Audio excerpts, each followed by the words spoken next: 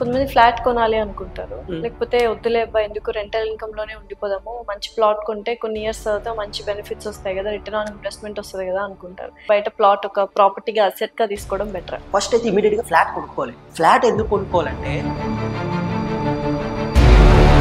Commercial spaces తీసుకున్న వాళ్ళకి కానీ, కొన్న వాళ్ళకి కానీ, అమ్మిన వాళ్ళకి కానీ టాక్స్ బెనిఫిట్స్ ఏమైనా ఉంటాయా? ఎప్పుడు కూడా అంటే ప్రభుత్వానికి ట్యాక్స్ కట్టిపిస్తాం. ట్యాక్స్ బెనిఫిట్ అంటే టెంటిండి అంటే కొన్ని ఉంటాయి. దీనికి కొన్ని మార్కెటింగ్ పోర్టల్స్ ఉంటాయి. మ్యాజిక్ బ్రిక్స్, 99 acres, housing.com అని. ఇది ఎవరు చెప్పరు, నేను చెప్తున్నాను. మీరు ఈజీగా మీరు అబ్రాడ్‌లో ఉన్నా, యూకేలో ఉన్నా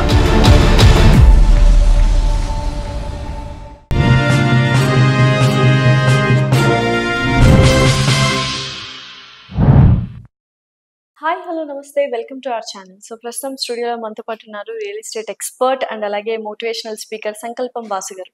నమస్కారం వాసు గారు. హాయ్ అండి, నమస్కారం. ఎలా ఉన్నారు? Super and rock solid. So చాలా మంది ఏంటంటే ఇంకొక డౌట్ అండ్ క్లారిఫికేషన్, కొంతమంది ఫ్లాట్ కొనాలి అనుకుంటారు. లేకపోతే వద్దులే అబ్బా! ఎందుకు రెంటల్ ఇన్‌కమ్‌లోనే ఉండిపోదాము. మంచి ప్లాట్ కొంటే కొన్ని ఇయర్స్ తర్వాత మంచి బెనిఫిట్స్ వస్తాయి గదా! రిటర్న్ ఆన్ ఇన్వెస్ట్‌మెంట్ వస్తది గదా! అనుకుంటారు.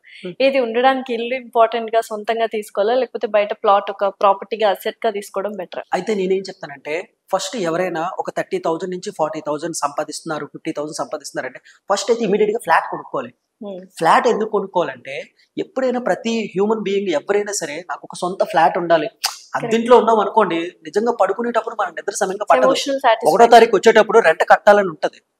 అదే అది రెంట్ కట్టే బదులు హైదరాబాద్ లో 2 BHK కూడా 20,000 ఉంది మేడం. కరెక్ట్. మన దగ్గర 20 ఏంటండి, 30 అదే ఏరియాని బట్టి 30 ఉంది మేడం. జూబ్లీస్ 50-60 కూడా 50-60 నడుస్తుంది. మా దగ్గర ఒక 10 ప్రాపర్టీస్ ఉంటాయి. కరెక్ట్. సో నేనేం చెప్తానంటే ఒక ఫ్లాట్ కొనుక్కొని లోన్ తీసుకొని రెంట్ కుండే బదులు ఆ రెంటే ఈఎంఐ కట్టుకోమంటాను. అయితే ఎప్పుడైనా మనం రెంట్ కట్టలేదు అనుకోండి, రెంట్ కున్నాం 1 నెల ఆడుకుంటాడు, 2 నెలలు. అదే లోన్ అనుకోండి 3 months వరకు టైం ఇస్తాడు. 1వ తారీఖు వస్తే మనం రెంట్ కట్టాలని బెస్టా, ఈఎంఐ కట్టాలని బెస్టా?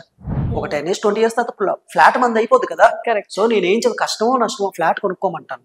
ఒక 20 lakhs అరేంజ్ చేసుకొని లేదా 10 lakhs అరేంజ్ చేసుకొని డౌన్ పేమెంట్ కట్టుకొని ఒక 30,000 మనం ఫ్లాట్ కొనుక్కున్నట్టయితే మన సొంత ఇంట్లో పడుకుంటే ఆ ప్రశాంతమైన నిద్ర ఇంకోటి ఉండదు మేడం. మనం ఎవరైనా గెస్ట్ ఇంటికి పిలిచినా మీకు సొంత ఇల్లు అప్పులు కూడా కొడతాయి మేడం. మీకు పెళ్లి అవ్వకపోతే పెళ్లి కూడా అవుతుంది. అలాగే మీకు సర్కిల్ పెరుగుతుంది, మీ బిజినెస్ పెరుగుతుంది. వాడికేమో సొంత ఇల్లు అది లోన్ అవన్నీ చూడరు. ఫర్ ఎగ్జాంపుల్ మీకు 1 crore ఫ్లాట్ ఉంది, మీకు ఇమీడియట్ గా 10 lakhs అప్పిస్తారు, 20 lakhs అప్పిస్తారు. సర్కిల్ పెరుగుతుంది, బిజినెస్ పెరుగుతుంది. రెంటింట్లో ఉంటే వాళ్ళే కిరాయికి ఉంటున్నారు, వాళ్ళ పరిస్థితి బాగాలేదు అనుకుంటారు. సో అప్పు చేసినా సరే ఫ్లాట్ లో ఉండమంటాను. సో మీరు కమర్షియల్ రియల్ ఎస్టేట్ చేస్తారు కాబట్టి ఇట్లా కమర్షియల్ స్పేసెస్ తీసుకున్న వాళ్ళకి కానీ, కొన్న వాళ్ళకి కానీ, అమ్మిన వాళ్ళకి కానీ టాక్స్ బెనిఫిట్స్ ఏమైనా ఉంటాయా? ఖచ్చితంగా మేడం. ఎటువంటి టాక్స్? మా మోటివ్ ఏంటంటే ఎప్పుడు కూడా అంటే ప్రభుత్వానికి ట్యాక్స్ కట్టిపిస్తాం. అలాగే ట్యాక్స్ బెనిఫిట్ అంటే టెంటిండి అంటే కొన్ని ఉంటాయి. ట్యాక్స్ లో మాకు చార్టెడ్ అకౌంటెంట్స్ ఉంటారు, అంటే వాళ్ళతో డైరెక్ట్ గా మాట్లాడిస్తాం. అంటే ఇక్కడ ఒకటి మేడం, మార్కెట్ రేటు ఈ రేటు ఒకటి ఉంటుంది, గవర్నమెంట్ రేటు ఒకటి ఉంటుంది. దాని ప్రకారమే కొనిపిస్తాం, దాని ప్రకారమే అమ్మిపిస్తాం. దానికి ఎంత ట్యాక్స్ కట్టాలో అంత కట్టిస్తాం. అలాగే మా సర్వీస్ లో కూడా జిఎస్టీ ట్యాక్స్ తీసుకుంటాం మేము. జిఎస్టీ అనేది 100%. So tax benefit customer. ఇక్కడ ఏంటంటే కస్టమర్ ని సేవ్ చేయడమే మా యొక్క మెయిన్ మోటో. ఇప్పుడు ఒక సినిమాకి ప్రొడ్యూసర్ ని ఎలా బతికించాలో అట్ ది సేమ్ టైం మాకు రియల్ ఎస్టేట్ లో వచ్చే ప్రతి ఇన్వెస్టర్ ని కూడా బ్రతికించడమే మాకు. ఎందుకంటే మేడం ఇప్పుడు మీరే ఒక ఇన్వెస్టర్ అనుకోండి, మిమ్మల్ని బ్రతికిచ్చి ఒక 5 సంవత్సరాలు మిమ్మల్ని లాభంలో పెట్టామనుకోండి, మీరు సాటిస్ఫై అయిపోయిన తర్వాత 100 మందికి చెప్తారుగా. మన ఇండియన్ సైకాలజీలో ఒకటి చూడండి, మన ఇంటి దగ్గరికి వెళ్ళేటప్పుడు చిన్నప్పుడు చీరలు అమ్మేవాళ్ళు, ఒకరు కొంటే 100 మందికి చెప్తారు. ఎందుకంటే వాళ్ళకి భయం ఏంటి, నేను కొన్నా నువ్వు కొనని. అయితే వాళ్ళు ఏదైనా ఫంక్షన్కి వెళ్ళేటప్పుడు సారీ చాలా బాగుంది 300 రూపీస్కి వచ్చిందంటే నాకు చెప్పవా అని అంటారు. అలాగే ఒక ప్లాట్ కానీ ఫ్లాట్ కానీ మనం కొనిపించాం అనుకోండి, ఇన్వెస్ట్మెంట్ చేయించాం అనుకోండి, మనం వద్దన్న చెప్తారు. ఫర్ ఎగ్జాంపుల్ మీరు ఎక్కడో స్వీట్ తిన్నారు, లేదా ఒక డ్రెస్ తీసుకున్నారు, లేదంటే ఏదైనా ఒక ఫుడ్ తిన్నారు, ఏదైనా అప్పుడు మీరు వద్దన్నా అది ప్రోడక్ట్ బాగున్నప్పుడు మీరే మార్కెటింగ్ చేస్తారు. మీరు వద్దన్న మార్కెటింగ్ చేస్తారు. నాకు అలాంటి నేను మార్కెట్ చేయకపోయినా నన్ను మార్కెట్ చేసే వాళ్ళు ఉండాలి. అప్పుడు నేనేం చేయాలి, సర్వీస్ బాగా ఇవ్వాలి, నాలెడ్జ్ బాగా ఉండాలి, ఆడియన్స్ ని అలాగే కస్టమర్ ని హ్యాపీ కస్టమర్ గా చెయ్యాలి. ఎప్పుడైతే మనం హ్యాపీ కస్టమర్ చేస్తామో 100 మంది హ్యాపీ కస్టమర్ తీసుకొస్తారు. పలానా వాసు రియల్ ఎస్టేట్ గురించి మంచి నాలెడ్జ్ ఉంది, మంచి మనకి హెల్ప్ చేస్తాడు అనే మైండ్ వాళ్ళకి ఉండాలన్నమాట. రియల్ ఎస్టేట్ అనగానే మన పేరు గుర్తు రావాలి. సో రియల్ ఎస్టేట్ లో ఇన్వెస్ట్మెంట్ చేయాలంటే ఎటువంటి జాగ్రత్తలు తీసుకుంటే బెటర్? ఖచ్చితంగా ఏంటంటే మేడం, మార్కెట్ లో ఉన్న ఏజెంట్ ని మనం పరిశీలించాలి ఫస్ట్ ఆఫ్ ఆల్. అలాగే కంపెనీని పరిశీలించాలి.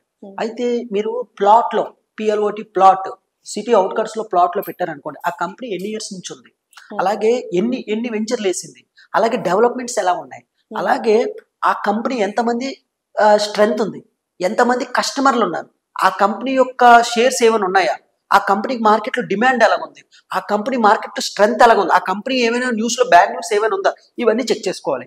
అలాగే సెకండ్ ఏంటి, మీకు అమ్మే ఏజెంట్, ఎందుకంటే డైరెక్ట్గా ఎవరు కంపెనీతో కొనరు, సో ఏంటి కస్టమర్తోనే ఏజెంట్తోనే కొంటారు. ఏజెంట్ యొక్క క్యారెక్టర్ ఏంటి, ఏజెంట్ డబ్బు కోసం పనిచేస్తున్నాడా లేదా మీకు సర్వీస్ ఇవ్వడం కోసం పనిచేస్తున్నాడా, ఏజెంట్కి నాలెడ్జ్ ఉందా, ఏజెంట్కి ఎన్ని హైవేల గురించి తెలుసు, ఏజెంట్ యొక్క స్వభావం ఏంటి, ఏజెంట్ ఎన్ని డీల్స్ చేశాడు, ఏజెంట్ సర్వీస్ ఎలా ఇస్తారు, ఏజెంట్ క్యారెక్టర్ కూడా చూడాలి. అలాగే మన దగ్గర 30 లక్షలు 50 లక్షలు ఉంది, అసలు మనం ఎందులో ఫ్లాట్ మీద పెట్టుకుంటే ఎక్కువ డబ్బులు వస్తాయా, లేదా ల్యాండ్ మీద పెట్టుకుంటే డబ్బులు వస్తాయా, అగ్రికల్చర్ ల్యాండ్ కొనాలా, లేదా కమర్షియల్ 50 లక్షలు కూడా ఒక షాప్ దొరికితే రెంట్కి ఇచ్చుకోవచ్చు, ఏది కొనాలి, అది ఎవరి దగ్గరికి వెళ్ళి అడగాలి, ఇలాగా అన్ని గురించి చెప్పి ఒక ఏజెంట్ ఉండాలి. సో కమర్షియల్ స్పేస్ కొంటే వచ్చే లాభాలు ఏంటంటే, కమర్షియల్ స్పేస్ కొనడం వల్ల ఏం జరుగుతుంది అంటే, ఫర్ ఎగ్జాంపుల్ మీకు ఎవ్రీ మంత్ ఇప్పుడు మీరు ఒక రిటైర్ అయిపోయారు, ఓకే, ఇప్పుడు మీకు ఒక 10 crores ఉంది, మీకు ఎవ్రీ మంత్ పిల్లల మీద బతకాలని మీకు లేదు, ఎందుకంటే మీకు ఒక మనకి ఎవ్రీ మంత్ ఒక 10 lakhs రావాలి, ఒక 5 lakhs 3 lakhs రావాలి, అప్పుడు ఏంటి 10 crores ఉంది, ఫిక్స్డ్ డిపాజిట్ మీద పెడితే ఎంత వస్తుంది, 6% 7% వస్తుంది, షేర్స్ మీద పెడితే పోతుంది ఉండొచ్చు, పోనీ ఎవరికైనా అప్పిచ్చాం అనుకోండి, వాడు ఇస్తాడో లేదో తెలియదు, ఫస్ట్ దేవుడిలా ఉంటారు, తర్వాత దెయ్యం అయిపోతారు. నా లైఫ్ లో చాలా మందికి ఇచ్చాను నేను, ఎప్పుడైనా అడిగితే దేవులని పెట్టుకున్నాడు ఒకడైతే, అంటే ఫస్ట్ అప్పు ఇచ్చేటప్పుడు దేవుడు అవుతాం, తర్వాత ఏంటి దెయ్యం అవుతాం. దయచేసి మీరు అప్పు ఎవరికి ఇవ్వద్దు, మీరు దెయ్యాలు అవుతారు.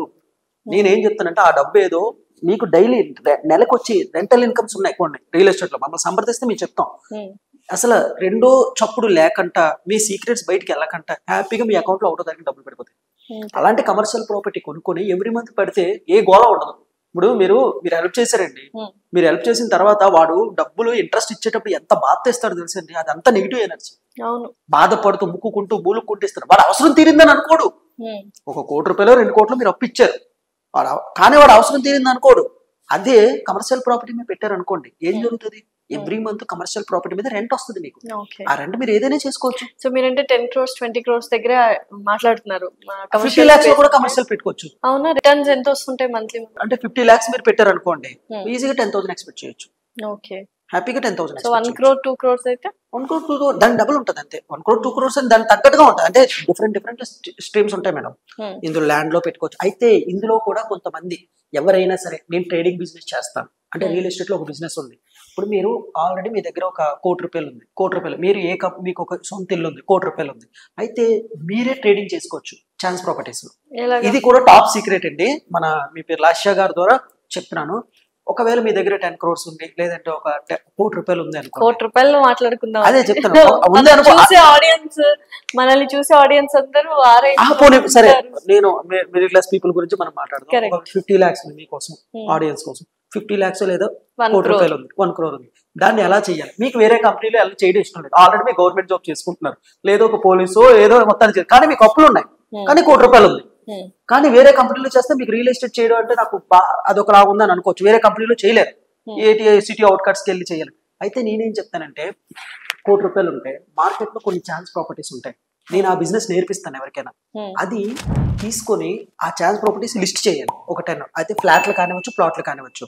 ఇప్పుడు 1 కోటి రూపాయల ప్రాపర్టీ ఉంది అనుకోండి, డౌన్ పేమెంట్ మీరు ఎంత కట్టాలి తెలుసండి, 5 lakhs నుంచి 3 lakhs వరకు డౌన్ పేమెంట్ అంటే చెప్తున్నాను చూడండి. టోకెన్ అమౌంట్ కట్టిన తర్వాత అది 1 కోటి రూపాయల ప్రాపర్టీ మీరు బేరం ఆడుకోవాలి బిల్డర్తో. ఛాన్స్ ప్రాపర్టీ మార్కెట్లో అది 1,50 లక్షలు ఉంటే మీకు 1 కోటి రూపాయలు ఇచ్చేటట్టు చేసుకోవాలి, 1 కోటి రూపాయలకు వచ్చేటట్టు బేరం ఆడుకొని అలాంటివే 4-5 ప్రాపర్టీలు 3 lakhs పెట్టుకోవాలి, అడ్వాన్స్ ఇచ్చుకోవాలి. నేను నెక్స్ట్ 45 days లో తీసుకుంటానని, నెక్స్ట్ 90 days లో తీసుకుంటాను, 90 days వరకు టైం ఉంటుంది, సేల్ అగ్రిమెంట్ రాసు, ఇంకా ఆ ప్రాపర్టీ మీదే. మార్కెట్లో దాని ప్రైస్ ఎంత ఉంది, 1,40 లక్షలు లేదా 1,50, మీకు ఎంతకు వచ్చింది, 1 కోటి రూపాయలకు వచ్చింది. ఎందుకు, వాడికి అర్జెంట్గా అమ్మేస్తున్నాడు కాబట్టి. మీరు ఆల్రెడీ సేల్ అగ్రిమెంట్ ఉంది, అంటే 45 days నుంచి 90 days వరకు ఆ ప్రాపర్టీ మీదే సేల్ అగ్రిమెంట్, మీరు ఆల్రెడీ 3 lakhs టోకెన్ అడ్వాన్స్ ఇచ్చారు. ఓకే, మీరు కొన్ని ఎంత అగ్రిమెంట్ ఎంత రాసుకున్నారు, 1 కోటి రూపాయలకు రాసుకున్నారు. ఓకే, మీరు ఏం చేస్తారంటే, అది 1,30 లక్షలు ఉండొచ్చు, 40 లక్షలు ఉండొచ్చు, 1,05 లక్షలకి నెక్స్ట్ వీక్ నెక్స్ట్ 10 days లో అమ్మేస్తారు. అట్లా ఎట్లా కుదురుతుంది? ఎలా అమ్మేస్తారంటే, దీనికి కొన్ని మార్కెటింగ్ పోర్టల్స్ ఉంటాయి, మ్యాజిక్ బ్రిక్స్, 99 acres, housing.com అని. ఇది ఎవరు చెప్పరు, నేను చెప్తున్నాను. మీరు ఈజీగా మీరు అబ్రాడ్ లో ఉన్న, యూకేలో ఉన్న, అక్కడ వేరే పోర్టల్స్ ఉంటాయి, వెబ్సైట్లు, అందులో మీ ప్రాపర్టీ పెట్టుకొని మీరు అమ్మేవచ్చు. మార్కెట్ రేట్ 1,30 lakhs ఉంది, మీరు 1,05,00,000 ఇచ్చినప్పుడు ఎందుకు తీసుకోరు? అయితే మీ దగ్గర ఒక 5 కోట్లు 10 కోట్లు ఉందనుకోండి, మీరే 1 కోటి రూపాయలు ఇచ్చి ఒక 5 ప్రాపర్టీలు కొనుక్కున్నారు అనుకోండి, దానికి ఒక 1 lakh 2 lakh ఇంటీరియర్ చేయించుకున్నారు అనుకోండి, పెట్టే 1 కోటి రూపాయల ప్రాపర్టీకి 2 లక్షలు ఇంటీరియర్ పెట్టారు, 1,10,00,000 అమ్మే వచ్చేది. మార్కెట్ రేట్ 1,30,00,000 ఉంటది. ఇదే గేమ్ 50,00,000 కూడా చేయొచ్చు. మన శ్రీనగర్ కాలనీ లేదంటే మన విజయవాడలో కానీ వైజాగ్ లో ఆర్కే బీచ్ లేదంటే అక్కడ కూడా ఎక్కడంటే ఒక 45 lakhs 50 lakhs కి 2 BHK ప్రాపర్టీస్ దొరుకుతాయి. కొత్తవి ఎంత ఉంటాయి? 70 lakhs 80 lakhs ఉంటాయి. 45 lakhs లో మార్కెట్ రేట్ 55 lakhs కి వెళ్ళిపోతుంది. మీరు అది తీసేసుకొని ఒక 2 lakhs ఇంటీరియర్ పెట్టుకొని ఒక 5 lakhs కమ్మలేరా? మీరు వేరే కంపెనీలో జాబ్ చేయడం కంటే, వేరే జాబ్ చేసుకుంటూ వేరే దాంట్లో రియల్ ఎస్టేట్ చేయడం కంటే మీ ఓన్ గా మీరు చేసుకోవచ్చు కదా. అలాంటి ఒక 5 ప్రాపర్టీలు తీసుకొని ఒక 3-4 lakhs లాభానికి అమ్మలేరా? అలా ఎలా అమ్మాలి కూడా నేను చెప్తాను. దానికి కూడా మా ట్రైనింగ్ ఉంటుంది. యాక్చువల్ నేను చేసేది కూడా అదే. అయితే ఏంటి, నా ఈగో చంపుకో నేను ఎందుకు వేరే కంపెనీలో చేయాలి? ఇంతకు ముందు నేను కూడా అలాగే చేసేవాడిని. ఇప్పుడు నా ఓన్ గా నేను చేసుకుంటాను. ఒకవేళ ఎవరైనా వచ్చి ఇలా చేసుకుంటారంటే వాళ్ళకి ట్రైనింగ్ ఇస్తాను. ఇక్కడ మా పేరు మీద పెట్టమని నేను చెప్పను, వాళ్ళ పేరు మీదే సేల్ అగ్రిమెంట్ చేసుకుంటారు, వాళ్ళే అమ్ముకుంటారు, వాళ్ళే ఎలా కస్టమర్ తెచ్చుకోవాలో చేస్తారు, వాళ్ళే చేసుకోవచ్చు. దీన్ని ట్రేడింగ్ బిజినెస్ అంటారు. మీరు హెల్ప్ చేస్తారా? ఖచ్చితంగా హెల్ప్ చేస్తాను. ఎందుకు హెల్ప్ చేస్తానంటే చాలా మంది పోలీస్ ఆఫీసర్లు చూడండి, చాలా మంది అప్పుల్లో ఉన్నారండి. గవర్నమెంట్ టైంలో చాలా మంది అప్పుల్లో ఉన్నారు. వాళ్ళకి పాపం లోన్ల మీద లోన్లు పెరిగిపోతుంటాయి, కానీ వాళ్ళకి అప్పు పుడుతుంది. అలాంటి వాళ్ళు ఇలాంటి ట్రేడింగ్ బిజినెస్ వాళ్ళ భార్య పేరు మీద చేసుకొని ఎందుకు బయటికి రాకూడదు? మీకు అప్పు ఇప్పుడు మీరు ఎవరినైనా 1 కోటి రూపాయలు అడగండి, 10 లక్షలు అప్పు ఎవరు? కానీ మీరు బాగా అబ్జర్వ్ చేయండి, 1 కోటి రూపాయల ప్రాపర్టీ 70 lakhs గా వస్తుందంటే ఇమీడియట్ గా డబ్బు తెచ్చి పడతాడు. కరెక్ట్. సో నిజంగానే అప్పుడు ఇద్దరు కలిపి బిజినెస్ చేసుకోవచ్చు కదా. ఇది థర్డ్ పర్సన్ తెలుస్తుందా? గవర్నమెంట్ కూడా లాభమే కదా. ఇప్పుడు ప్రాపర్టీ కొనేటప్పుడు అమ్మేటప్పుడు గవర్నమెంట్ ట్యాక్స్ వెళ్తుంది కదా. నువ్వు కూడా అప్పుల నుంచి బయటకు వస్తావు కదా. కొనేవాడికి లాభం, అమ్మేవాడికి లాభం, ట్రాన్సాక్షన్ జరుగుతుంది కదా. సో రియల్ ఎస్టేట్ లో కూడా ట్రేడింగ్ చేయొచ్చు. ఇది మీరు ఎన్ని రియల్ ఎస్టేట్ వీడియో చేశారు, ఇది ఎవరైనా చెప్పారు? నేను ఇది ఎప్పుడు వినలేదు, నిజంగానే వినలేదు. ఛాన్స్ ప్రాపర్టీస్ అనేది కూడా నేను ట్రేడింగ్ బిజినెస్ చెప్పరు. ఛాన్స్ ప్రాపర్టీ చెప్తే వాళ్ళకేంటి లాభం? అసలు అందరూ లాభం. కానీ నా ఉద్దేశం, నా మోటివ్ ఏంటో చెప్పనా మేడం, ప్రతి ఒక్కరు సొంతంగా రియల్ ఎస్టేట్ చేసుకోవచ్చు. అలాగే కస్టమర్ కూడా రియల్ ఎస్టేట్ చేసుకోవచ్చు. వాళ్ళకి జెన్యూన్ ఫ్యాక్ట్ నాలెడ్జ్ ఇవ్వడమే నా ధర్మం. దట్ ఈస్ కాల్డ్ సంకల్పం Vasu. Thank you so much Vasu garu. Thanks allot.